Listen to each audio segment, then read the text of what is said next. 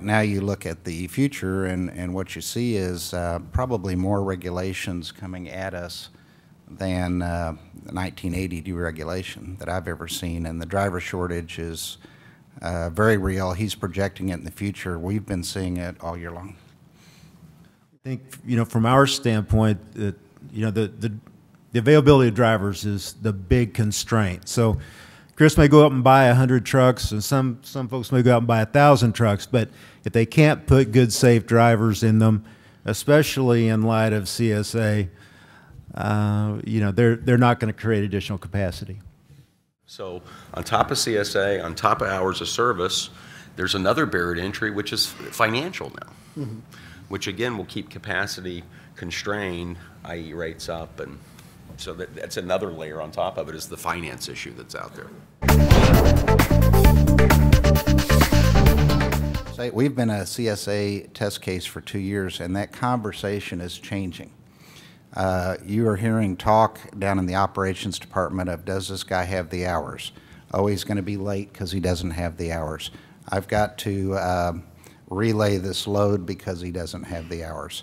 You're hearing all that kind of talk, and that's something new. And what is happening is the driver is finally saying, hey, I can't do that, or here's what I can do.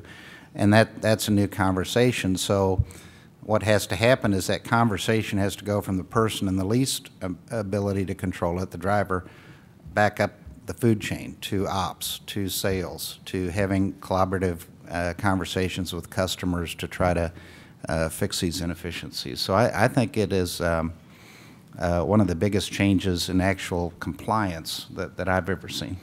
We've been talking as an industry for years about driver pay and what it's going to take to bring new entrants into this industry. Because ultimately that's what we need. We have to be able to recruit into a much deeper pool. And CSA is going to allow, because that driver who's good today is going to have that card, and he's going to be able to play that card. One of the things that's always surprised me about this industry is we hire a new driver who we don't know much about. We run all the backgrounds, we do all that stuff, and he's going to make the same as a guy who's been there for the first year, who's very safe and has a history of being safe. Now we've got a way to level that playing field. And that should be able to raise driver pay, which ultimately we have to do. Shippers don't want to hear that. But the reality, $42,000, base is not going to bring new entrants into this business. They can stay home in their town and run their Dairy Queen and sleep at home at night and do all of those things. So this is going to be able for us to now have a really good scorecard for those guys and allow us to start inching driver pay up to where it needs to be to attract people to the industry. There's going to be a comprehensive and accurate, and I think it's going to make our nation's highways safer. There's going to be a record that's available publicly for shippers to check, for brokers to check. If that trucker is unsafe and there was negligent entrustment, there's going to be a price to be paid, and those are going to come in big lumps, and they're going to get traffic managers fired if they don't use a qualitative measure to select motor carriers, and I think that's positive. ELBRs are coming. Most of the responsible fleets, large, medium-sized fleets, either have them or they're testing them and intending on going to them.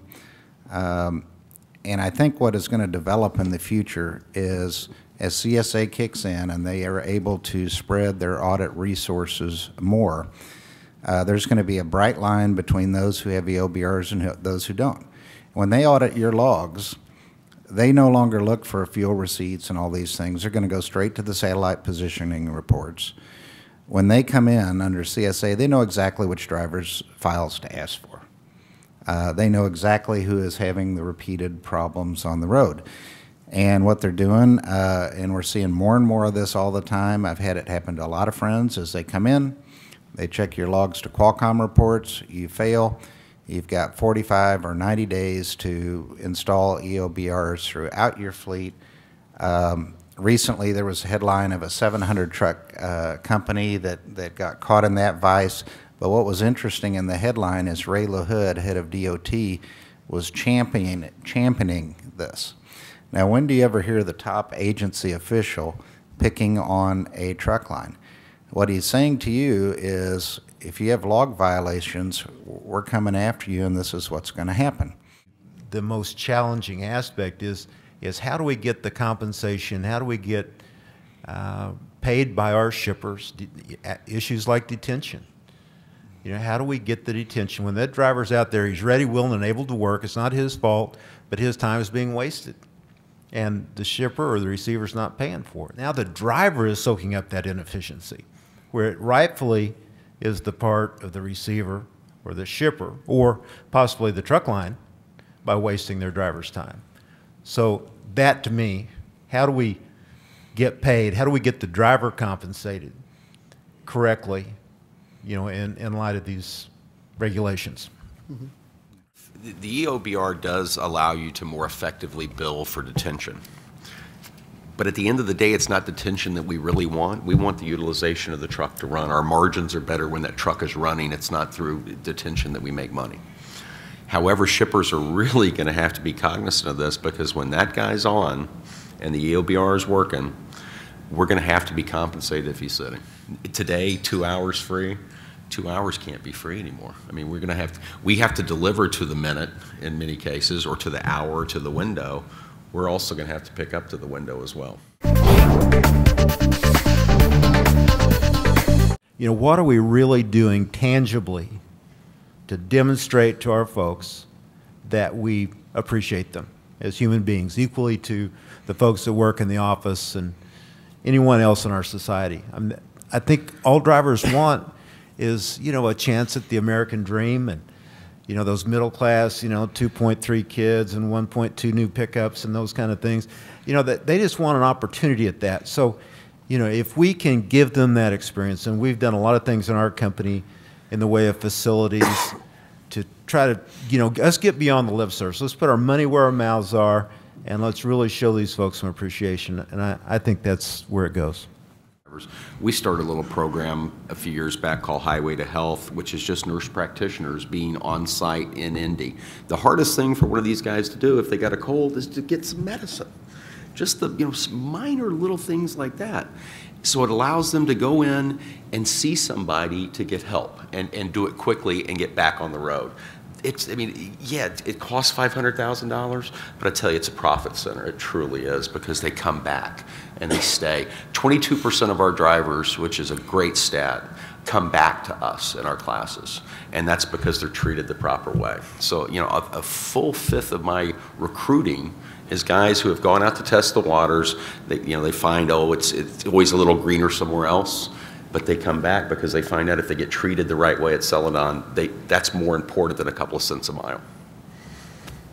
You know, if you can find out how to use their time efficiently, that's a big retention tool right there. The other thing, I think, is start treating them more like we treat other employees instead of drivers. You know, Chris mentioned earlier, they all get paid the same. Well, they're not the same. Some are superstars, some are slugs, and everything in between. We don't pay people that way in the office.